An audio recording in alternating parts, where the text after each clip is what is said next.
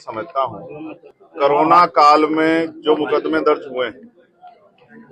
जय भीम नमो बुद्धाय। तो आप लोग देखिए चंद्रशेखर रावण भैया जी पर कोरोना काल में कितने मुकदमे दर्ज हुए हैं। तो आप लोग वीडियो में पूरा बने रहिएगा, तब समझ में आएगा। देखिए वो सारे मुकदमे सुप्रीम कोर्ट के ऑर्डर पे सरकार ने कहा कि हम वापस ले रहे हैं, लेकिन क्योंकि हम लोग वैचारिक तौर पे सरकार से लड़ रहे हैं, केंद्र की सरकार की वैचार के खिलाफ, उनकी गलत नीतियों के खिलाफ, और राज्य सरकार की भी गलत नीतियों के खिलाफ, इसलिए हमारे मुकदमे वापस नहीं लिए। तो उसी मुकदमे में यहाँ जो साथी मेरे साथ थे, जबकि ये पूरा फर्जी मुकदमा है, झूठा मुकदमा है, उसमें वारंट हुए, उसी वारंट पे उसको रिकॉल कराने के लिए यहाँ आज आपके बीच। आज दिल्ली के जंतर मंतर से जमीयत उलेमा हिंद और जो मुस्लिम पर्सनल लॉ बोर्ड के आह्वान पर एक बड़ा प्रदर्शन चल रहा है वक्फ बिल को लेकर, क्या कहेंगे इसको लेकर? अगर मैं यहाँ आज मेरी तारीख ना होती तो अभी उनके बीच में होता। जब यहाँ से जाऊंगा तो उनके धरने में शामिल होकर अपनी सहमति और अपना समर्थन उनको दूंगा, क्योंकि जिसके हक पर डाका पड़ेगा वो अपनी लड़ाई लड़ने का काम करेगा। और जिस तरह से अल्पसंख्यकों के हितों के पे हमले हो रहे हैं, जैनों के, सिखों के, बौद्धिस्टों के, ईसाइयों के, मुसलमानों के, ऐसे समय में उनकी नजर है कि कौन उनके साथ खड़ा होता है, और हम हर कमजोर के साथ, जिसको परेशान किया जा रहा है सरकार द्वारा, उसके साथ खड़े हैं। शिवानंद चौधरी के बयान पर आपने कहा था कि पश्चिम उत्तर प्रदेश में वो एक अलग अपना प्रतिनिधि बनाना चाहती है, बीजेपी की चाल है। मैं आज स्पष्ट कर रहा हूं, अनुज हमारे क्षेत्र के नहीं। मैं उनको भी कहना चाहता हूं कि वो किसी सरकार की राजनीतिक साजिश के शिकार ना हो जाए। वो किसान परिवार से आते हैं। जिस दिन सरकार का मतलब निकल जाएगा, वो दूध में से मक्खी की तरह निकाल के उनको फेंकेंगे, और वो जनता की नजरों में वो पार्टी बन जाएंगे, और दूसरी सरकारें जब बदलेंगी तो वो सरकार तो बदल जाएगी। तो नेता जिनके जो उनसे इस तरह के बयान या इनके बयान को जो इस तरह से जो है बढ़ावा दे रहे हैं, वो तो हट जाएंगे कुर्सी से, दूसरे आ जाएंगे। तो वो उनके खिलाफ कोई इस तरह की कार्रवाई ना करें, इसलिए क्योंकि उनके पिता ने भी चिंता जाहिर की है कि उनको कोई नुकसान हो सकता है।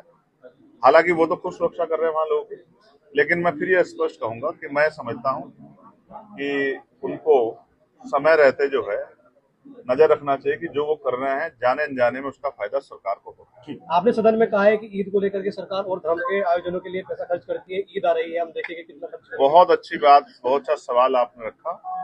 ये देश धर्मनिरपेक्ष राष्ट्र है, यहाँ सभी धर्मों का सम्मान होता है, और भारतीय जनता पार्टी का नारा है सबका साथ सबका विकास। तो जिस तरह से अब ईद का त्योहार आ रहा है, अभी सदगुरु जगतगुरु सदगुरु रविदास महाराज जी की जयंती की, उस पर तो कोई मदद नहीं की। उस पर तो छुट्टी भी घोषित जो है मेरे लड़ने के बाद रात में की 6 साढ़े 6 बजे। तो उस पर तो कोई मदद, उस तरह कोई सहयोग जो है उसको बढ़ावा देने के लिए नहीं किया। तो मैंने मांग की है कि ईद पे हम देखेंगे कि सरकार जो है इतने बड़े समाज के धार्मिक आस्था के पर्व पे क्या जो है बजट देगी। उसके बाद क्रिश्चियंस के त्योहार आएंगे, जैन समाज के त्योहार आएंगे, सिख समाज के त्योहार आएंगे। जो त्योहार आएंगे हम ध्यान रखेंगे कि बजट का कितना पैसा किस त्योहार पे खर्च हो रहा है, क्या यहाँ सभी धर्मों का सम्मान हो रहा है, नहीं हो रहा है। मैं मुजफ्फरनगर के लिए एक बात कह दूं कि बुढ़ाना में एक घटना हुई थी, आपको याद है, और आज मुझे जानकारी मिली, सैकड़ों लोग आए हुए कि साहब हमारे ऊपर मुकदमे वापस लेने का पुलिस दबाव बना है। मैं पुलिस के अधिकारियों को कहूंगा कि ये व्यवहार उनका अच्छा नहीं। अगर वो इस तरह से लोगों को डराने का काम करेंगे तो फिर उनके खिलाफ भी एक बड़ा आंदोलन हम लोगों को जो है करना पड़ेगा, क्योंकि किसी को भी डराने का, धमकाने का, जोर जबरदस्ती करने का अधिकार संविधान किसी को नहीं देता। राम जी के जन्म दिवस पर बहन जी ने मांग की है जाति जनगणना हो, नहीं होनी चाहिए जातिगत जनगणना। और मैं तो माननीय और काशीराम साहब को भारत रत्न दिया जाए, क्योंकि वो रहबरों के सबसे बड़े नेताओं में से एक है। ऐसी मैं जो है मांग करता हूँ आज के। आपको लगता है कि सरकार देगी? जैसे नहीं देगी तो जब हमारे आ जाएगी हम देंगे। औरंगजेब की खबर को लेकर बड़ा मुद्दा बनाया जा रहा है इस वक्त। ये कहाँ पर है? महाराष्ट्र में। तो आप तो यहाँ उत्तर प्रदेश की न्यूज कवर कर रहे हो। अब जब महाराष्ट्र जाऊंगा तो उनका जवाब देंगे। जी गन्ने पर इस बार मूल्य नहीं बढ़ा, लेकिन मैंने अभी आपके पार्लियामेंट में उठाया, आपको पता है नहीं पता है?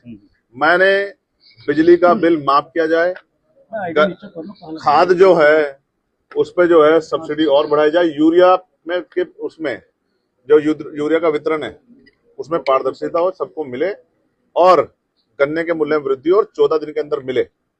और किसानों को जो है जो 6,000 रुपए सम्मान निधि मिलती है उसको बढ़ा के 24,000 रुपए की, ये मैंने मांग उठाई है पार्लियामेंट। आखिरी सवाल है, किस तरह की तैयारी चल रही है अब? तो ये अभी जिला पंचायत देख लेना, उससे आपको पता लग जाएगा। आखिरी सवाल है, बीजेपी के एक विधायक ने कहा है कि मुसलमानों के लिए इलाज के लिए अलग बोर्ड बना दो। जयंत चौधरी ने उसका विरोध करके कहा है कि मोहतरमा इलाज की जरूरत है। अब आप देख लो, जो लोग सरकार में शामिल हैं वो भी गलत चीजों को स्वीकार नहीं कर रहे हैं।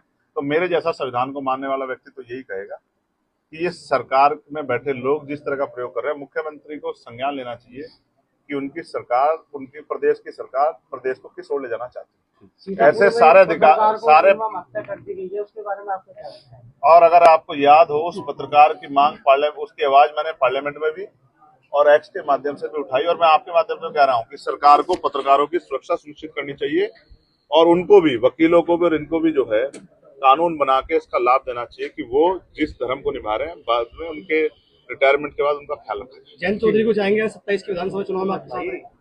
जब जैन जी इस पे बात करेंगे तब आपको बताऊंगा। धन्यवाद। तो आप लोग वीडियो को पूरा देख लिए होंगे और आप लोग को समझ में आ गया होगा कि चंद्रशेखर रावण भैया जी पर कोरोना काल में कितने मुकदमे दर्ज हुए हैं। तो चैनल को सब्सक्राइब कर लीजिएगा ताकि आप सभी को ऐसे ही न्यूज़ वीडियो का नोटिफिकेशन मिलता रहे। जय भीम, नमो बुद्धाय।